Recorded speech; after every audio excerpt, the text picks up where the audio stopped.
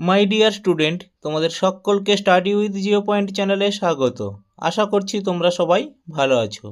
আমার প্রিয় ছাত্র ও ছাত্রী যারা 2025 সালে মাধ্যমিক ফাইনাল পরীক্ষা দিতে চলেছ, তাদের জন্য আজকের আমি একটি গুরুত্বপূর্ণ ভিডিও নিয়ে হাজির হয়েছি।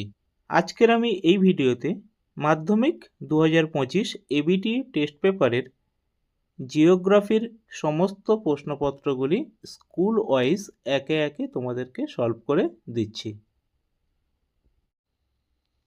এবিটিএ মাধ্যমিক test paper 2024-25 geography page number 203।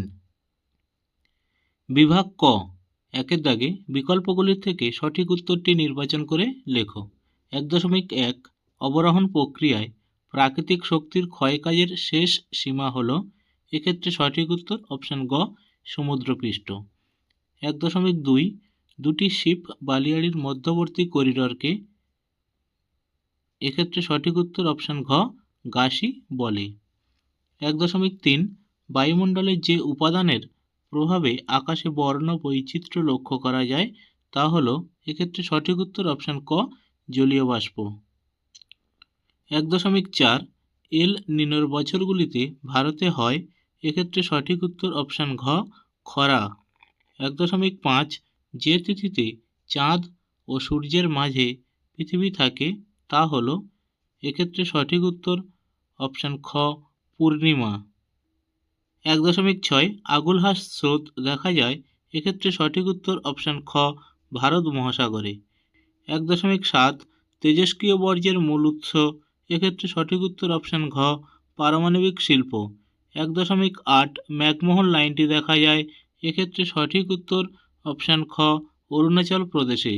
1.9 আম্র বৃষ্টি সংঘটিত হয়, এক্ষেত্রে সঠিক উত্তর অপশান ঘ, গ্রীষ্মকালে। 1.10 ল্যাটেরাইট মৃত্তিকা দেখা যায়, এক্ষেত্রে সঠিক উত্তর অপশান গ, পশ্চিমঘাট পর্বতের পশ্চিম ঢালে। 1.11 রেটুন প্রথা প্রয়োগ করা হয়, এক্ষেত্রে সঠিক উত্তর অপশান ক, ইক্ষু চাষে। 1.12 উত্তর ভারতের ম্যানচেস্টার বলা হয়, এক্ষেত্রে সঠিক উত্তর অপশান ক, কানপুরকে। 1.13 ভারতের দীর্ঘতম জাতীয় সড়কপথটি হল, এক্ষেত্রে সঠিক উত্তর অপশান গ, NH-44। 1.14 টোপোগ্রাফিক্যাল মানচিত্রে সমোন্নতি রেখা অঙ্কন করা হয় যে রং দিয়ে তা হল, এক্ষেত্রে সঠিক উত্তর অপশান ক, বাদামি। বিভাগ খ, 2-এর দাগে নিম্নলিখিত বাক্যগুলি শুদ্ধ হলে পাশে সু এবং অশুদ্ধ হলে পাশে অ লেখো। 2.1 যে কোনো 6টি প্রশ্নের উত্তর দাও। 2.1.1 নদীবাহিত প্রস্তরখণ্ডের সঙ্গে নদীর তলদেশের ঘর্ষণের ফলে যে ক্ষয় হয় তাকে অবঘর্ষ ক্ষয় বলে, এটি শুদ্ধ। 2.1.2 বালুকাময় মরুভূমিকে সাহারায় রেক বলে, এটি অশুদ্ধ। 2.1.3 পর্বতের প্রতিবাদ ঢালে শৈলোৎক্ষেপ বৃষ্টিপাত হয়, এটি শুদ্ধ। 2.1.4 ডিডিটি একটি বিষহীন বর্জ্য, এটি অশুদ্ধ। 2.1.5 কুমায়ুন হিমালয়ে হিমবাহ সৃষ্ট হ্রদগুলিকে কয়াল বলে, এটি অশুদ্ধ। 2.1.6 বিপিও কথাটি তথ্য প্রযুক্তি শিল্পের সঙ্গে যুক্ত, এটি শুদ্ধ। 2.1.7 উপগ্রহ চিত্রে ছদ্মরং ব্যবহার করা হয়, এটি শুদ্ধ। 2.2 উপযুক্ত শব্দ বসিয়ে শূন্যস্থান পূরণ করো। 2.2.1 ফানেল আকৃতির চওড়া নদীমোহনাকে বলে খাড়ি। 2.2.2 উষ্ণ ও শীতল সীমান্তের সৃষ্টি হয় নাতিশীতোষ্ণ ঘূর্ণবাতের ক্ষেত্রে। 2.2.3 শীতল স্রোতের প্রভাবে নিউফাউন্ডল্যান্ড অঞ্চলে তুষারপাত ঘটে। 2.2.4 অব্যবহৃত অকেজো মোবাইল একটি বর্জ্য।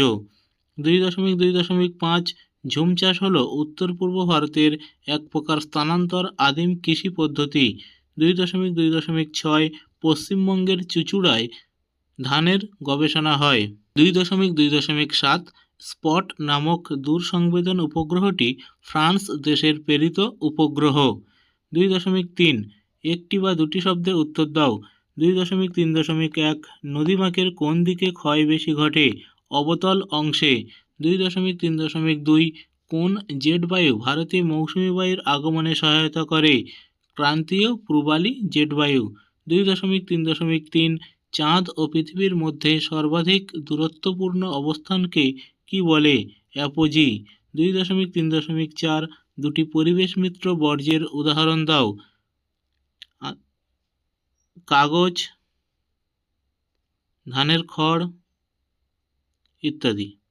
2.3.5 কোন দ্বীপের দক্ষিণতম বিন্দু ইন্দিরা পয়েন্ট? আন্দামান ও নিকোবর দ্বীপের। 2.3.6 ভাকরানাঙ্গাল নদী পরিকল্পনা কোন নদীতে গড়ে উঠেছে? শতদ্র নদীতে। 2.3.7 ভারতের সর্বাধুনিক বন্দরের নাম কি? জওহরলাল নেহেরু বন্দর। এটিকে আবার নবসেভা বন্দরও বলা হয়। 2.3.8 উপগ্রহ চিত্রের ক্ষুদ্রতম একক কি? পিক্সেল। 2.4 বাম দিকের সঙ্গে ডান দিকের গুলি মিলিয়ে লেখো।